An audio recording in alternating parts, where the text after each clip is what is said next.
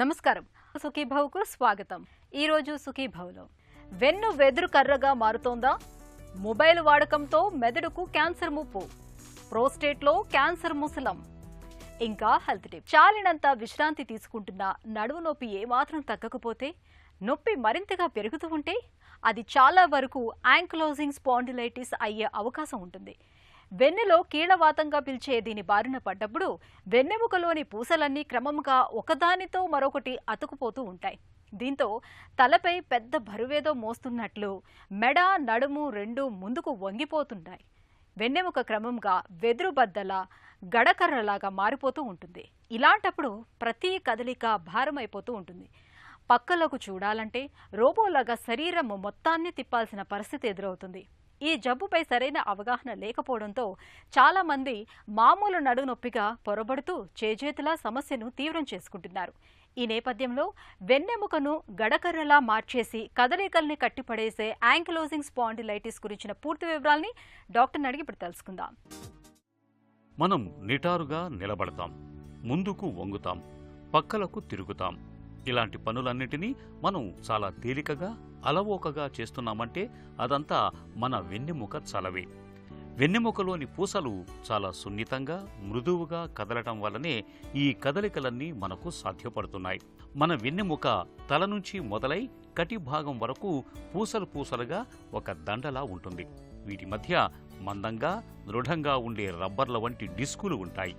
ఇవి పక్కకు కదిలిపోకుండా లిగమెంట్లు, టెండాన్లు వాటిని పట్టి ఉంచుతాయి. యాంకిలోజింగ్ స్పాండిలైటిస్ అనేది సరిగ్గా వీటి మీదే దాడి చేస్తుంది.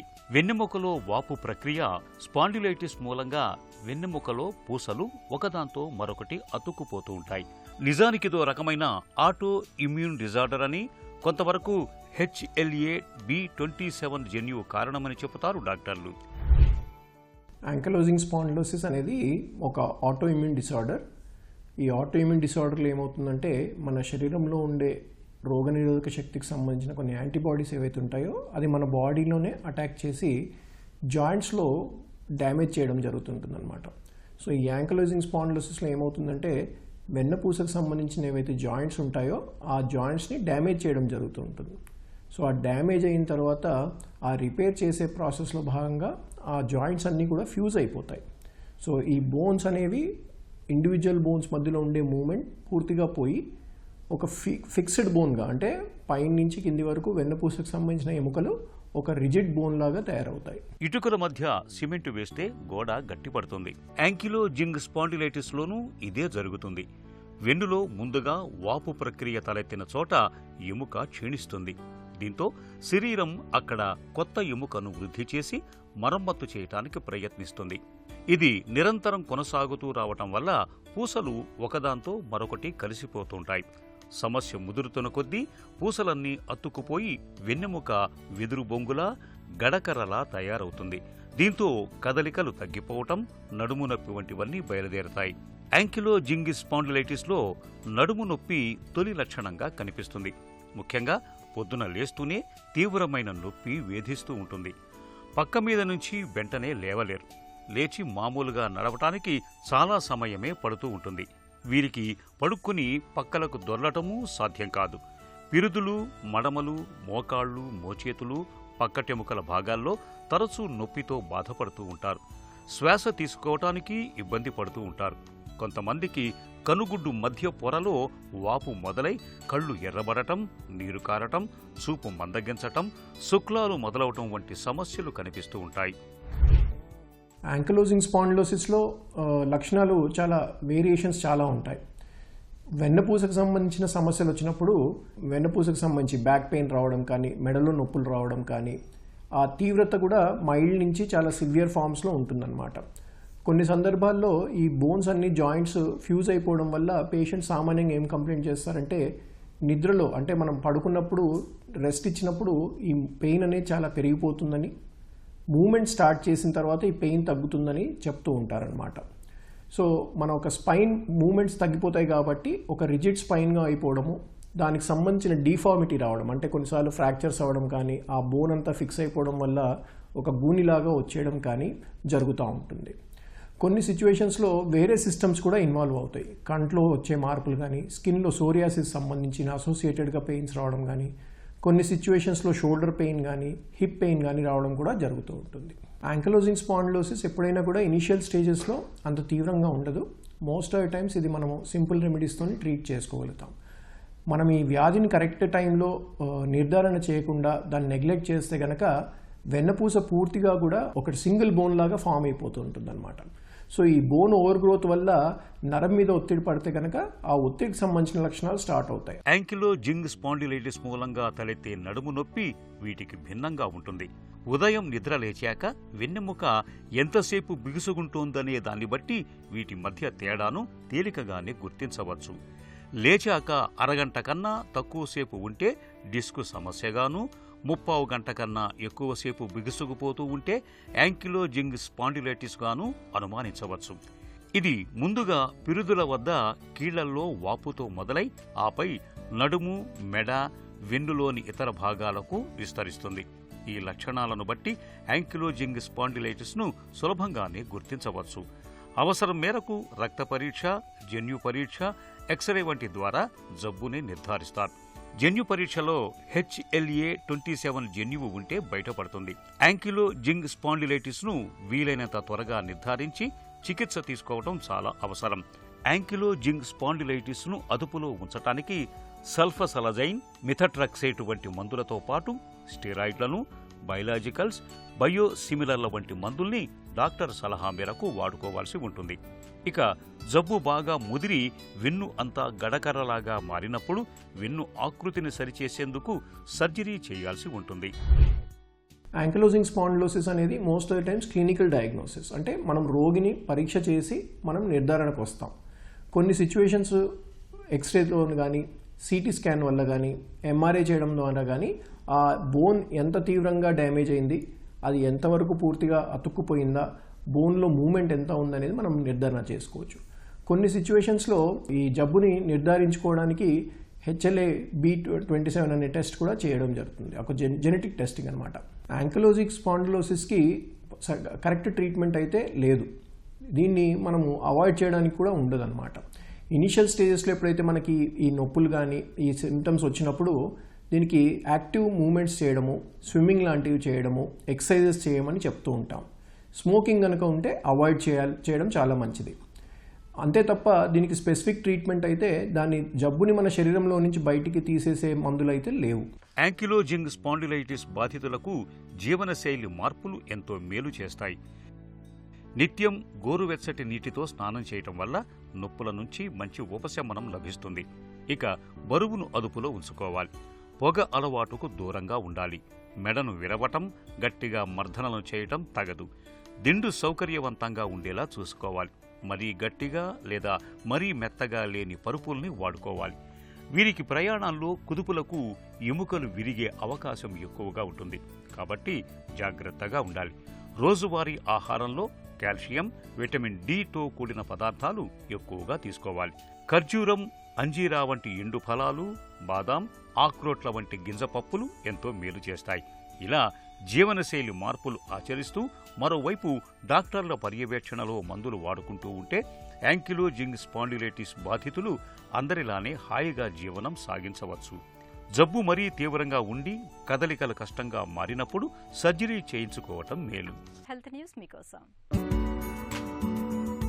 మొబైల్ ఫోన్ అనేది ఇవాళ మనకు నిత్యావసరంలా మారిపోయింది. పొద్దున లేచిన దగ్గర నుంచి రాత్రి పడుకునే వరకు మనలో చాలా మంది మొబైల్తోనే ఎక్కువ గంటలు గడుపుతున్నారు.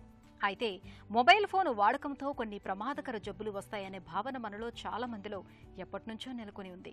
ముఖ్యంగా మొబైల్ ఫోన్ నుంచి వచ్చే రేడియేషన్తో ప్రమాదకర క్యాన్సర్లు సోకుతాయని మనలో చాలా మంది బలంగా నమ్ముతారు. మొబైల్ వాడకంతో తలెత్తే ముప్పులపై ప్రపంచవ్యాప్తంగా అధ్యయనాలు జరుగుతూనే ఉన్నాయి. ఈ క్రమంలో ప్రపంచ ఆరోగ్య సంస్థ నేతృత్వంలో జరిపిన ఒక అధ్యయనంలో కీలక విషయం వెల్లడైంది. మొబైల్ ఫోన్ వాడకానికి బ్రెయిన్ క్యాన్సర్ ముప్పు పెరగడానికి ఎలాంటి సంబంధం లేదని ఆ అధ్యయనం స్పష్టం చేసింది. ఇందుకు సంబంధించిన సమీక్షా పత్రం తాజాగా ప్రచురితమైంది. ప్రపంచవ్యాప్తంగా వైర్లెస్ టెక్నాలజీ గణనీయంగా పెరిగినప్పటికీ బ్రెయిన్ క్యాన్సర్ల పెరుగుదల రేటు ఆ స్థాయిలో లేదని తాజా అధ్యయనం వెల్లడించింది. సుదీర్ఘ సమయం ఫోన్ కాల్స్ మాట్లాడేవాళ్లు లేదా దశాబ్దానికి పైగా మొబైల్ వాడుతున్న వారికి ఇది వర్తిస్తుందని తెలిపింది. 1994 నుంచి 2022 వరకు చేసిన 63 అధ్యయనాలను 10 దేశాలకు చెందిన 11 మంది పరిశోధకులు విశ్లేషించి ఈ తుది నివేదికను రూపొందించారు. ఇందులో ఆస్ట్రేలియా ప్రభుత్వానికి చెందిన రేడియేషన్ ప్రొటెక్షన్ అథారిటీ కూడా పాల్పంచుకుంది. ఇదిలా ఉంటే మొబైల్ రేడియేషన్ అనేది మన ఆరోగ్యంపై తీవ్రమైన ప్రభావం చూపిస్తుందనటానికి ఎలాంటి ఆధారాలు లేవని ప్రపంచ ఆరోగ్య సంస్థతో పాటు ఇతర అంతర్జాతీయ విభాగాలు గతంలోనే వెల్లడించాయి. అయితే వీటిపై మరింత లోతుగా అధ్యయనం అవసరమని అవి పేర్కొంటున్నాయి.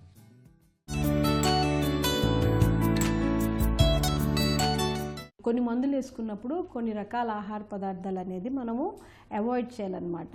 వాటిల్లో మెయిన్ ఏమవుతుందంటే అలా మనము అవాయిడ్ చేయకుండా ఆ మందులు వేసుకున్నప్పుడు ఆహారం తిన్నప్పుడు ఏమవుతుందంటే ఆ మందులు సరిగ్గా పనిచేయకపోవటం కానీ లేకపోతే ఆ మందులు ఓవర్గా పనిచేయటం కానీ జరుగుతుంది. సో సరిగ్గా పనిచేయకపోయినా మందులు ఇబ్బందే, ఆ మందులు ఓవర్గా పనిచేసినా కూడా ఇబ్బందే జరుగుతుంది. తలనొప్పికి కానీ ఒళ్ళు నొప్పులకు కానీ లేకపోతే కడుపు నొప్పికి కానీ జనరల్గా నొప్పి బిళ్ళలు అనేవి వేస్తూ ఉంటాం.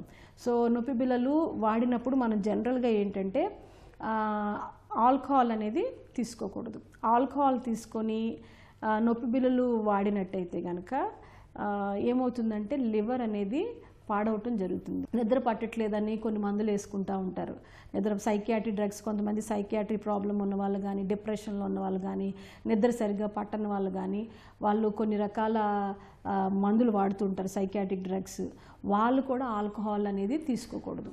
ఆల్కహాల్ వాళ్ళు కూడా తీసుకున్నట్టయితే కనుక హ్యాంగ్ ఓవర్, హెడేక్స్ ఇవన్నీ వస్తాయి అన్నమాట. సో ఒక్కొక్కసారి వాళ్ళు అదే మగతలోనే ఉండిపోయే అవకాశం ఉంటుంది.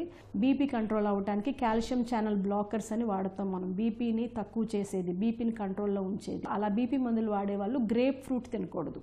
గ్రేప్ ఫ్రూట్, ద్రాక్ష పండు కనుక ఈ బీపీ మందులు వాడేవాళ్ళు తీసుకుంటే కనుక దాని మందు సరిగ్గా పనిచేయదు. ఒక్కొక్కసారి ఏమవుతుందంటే బీపీ హెచ్చుతగ్గులు అవ్వచ్చు, బీపీ ఇంకా డ్రాప్ అయిపోవచ్చు, ఒక్కొక్కసారి ఏంటంటే బీపీ రైజ్ అవ్వచ్చు కూడా. సో అందుకనే ఈ దుష్ప్రభావాలు జరగకుండా ఉండాలంటే అట్లీస్ట్ ఆ రెండు ఒకే పూటలో అవి తీసుకోకుండా నెక్స్ట్ డే తీసుకోవటమో లేకపోతే వేరే టైంలో తీసుకోవటమో చేయాలన్నమాట. ఆస్తమా పేషెంట్స్, లేకపోతే నిమ్ము చేరిన వాళ్ళు, లేకపోతే రెస్పిరేటరీ ప్రాబ్లమ్స్తో ఇబ్బంది పడుతున్న వాళ్ళు, వీళ్ళు కొన్ని బ్రాంకోడైలేటర్స్ అని వాడతారు, పీల్చే గొట్టాలు అవి వాడుతుంటారు. దాంతోపాటు కెఫీన్ ఉండే పదార్థాలు తీసుకోకూడదు. అంటే కూల్ డ్రింక్స్ కానీ, కోకో లాంటి ప్రోడక్ట్స్ కానీ, చాక్లెట్స్ కానీ, కెఫీన్ ఉండే పదార్థము ఈ ఆస్తమాకి, ఆయాసానికి ఉండే మందులు ఒకసారి వాడకూడదు. వాడటం మూలాన చాలా చాలా దుష్ప్రభావాలు వస్తాయి. ఈ కాంబినేషన్ అనేది ఆ మందులు వాడినప్పుడు వేసుకునేటప్పుడు కనీసం 12 గంటలన్నా గ్యాప్ ఉండాలి. తర్వాత ఇంకొకటి ఏంటంటే బీటా బ్లాకర్స్. చాలామంది గుండె జబ్బు ఉన్న వాళ్ళు, యాంజైనా, టెన్షన్ ఉన్న వాళ్ళు, తర్వాత బీపీ ఉన్న వాళ్ళు బీటా బ్లాకర్స్ వాడుతుంటారు. ఆ బీటా బ్లాకర్స్తో పాటు తినకూడని ఆహారం ఏంటంటే ఎక్కువ హై ప్రోటీన్ ఫుడ్స్ తినకూడదు. హై ప్రోటీన్ ఫుడ్స్ అంటే ఎక్కువ నాన్ వెజ్ ఎక్కువ వాడకూడదు. ఎక్కువ నాన్ వెజ్ వాడితే ఏమవుతుందంటే హార్ట్ రేట్స్ డౌన్ అవ్వచ్చు, పల్స్ డౌన్ అవ్వచ్చు, రెస్పిరేషన్స్ డౌన్ అవ్వచ్చు. సో గ్యాప్ అట్లీస్ట్ 6 అవర్స్, అంటే 4 to 6 అవర్స్ అన్న గ్యాప్ ఇస్తే మంచిది. తర్వాత చాలాసార్లు బ్లడ్ థిన్నర్స్ వాడుతుంటాం జనరల్గా. ఆ బ్లడ్ థిన్నర్స్ వాడినప్పుడు కూడా వైటమిన్ కే, అంటే వైటమిన్ కే ఎక్కువ ఉండే ఆహార పదార్థాలు తీసుకోకూడదు అనమాట. వైటమిన్ కే అంటే జనరల్గా ఆకుకూరల్లోనూ, క్యాబేజీ, కాలీఫ్లవర్ వాటిల్లో ఉంటుంది.